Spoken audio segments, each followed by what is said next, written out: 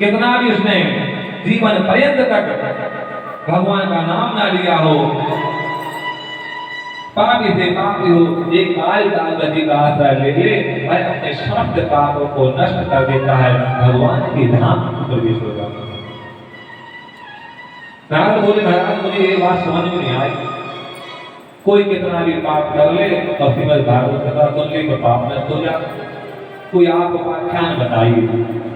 उन्होंने कहा ठीक है, तुंगभद्रा तटे पूर्व भूतकृतमुत्तमं यत्र वर्णाश्वधर्मेण सत्य सत्कर्म तत्परा।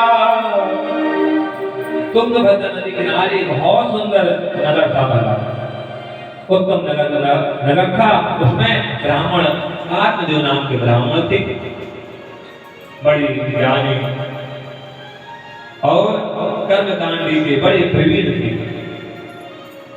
उनकी पत्नी का नाम भूदेवी था।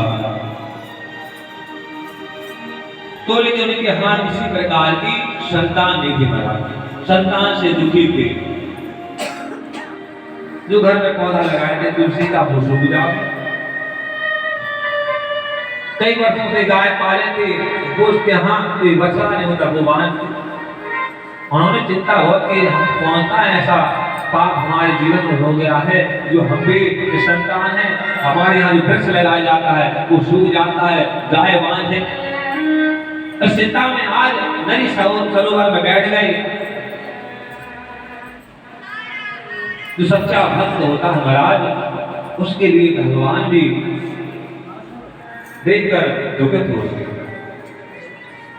आज भगवान के स्वरूप में, सत्य के स्वरूप में आए आत्मदेव की समस्या। आत्मदेव ने कहा हे संत, हे भगवान, आप मुझ पर ऐसी कृपा कर दीजिए जिससे मुझे संतान सुख की प्राप्ति हो।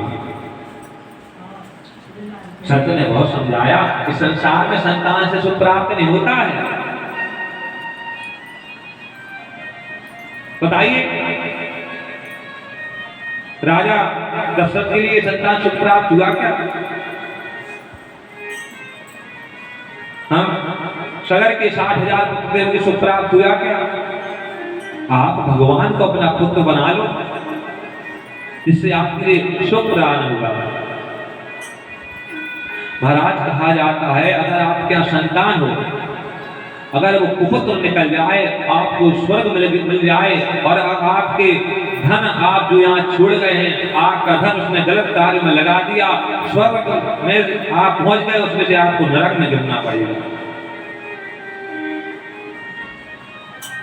और आपका पुत्र अगर कुपुत्र है और मरने पर उसने 1 टीन घी भी डाल दिया महाराज, तो आपको वैकुंठ प्राप्त होने वाला नहीं। पुत्र से सुख की कामना नहीं होती महाराज, पुत्र आप गोविंद को बनाइए। बहुत समझाया संत ने, लेकिन आत्मदेव नहीं मान कर निर्मल मन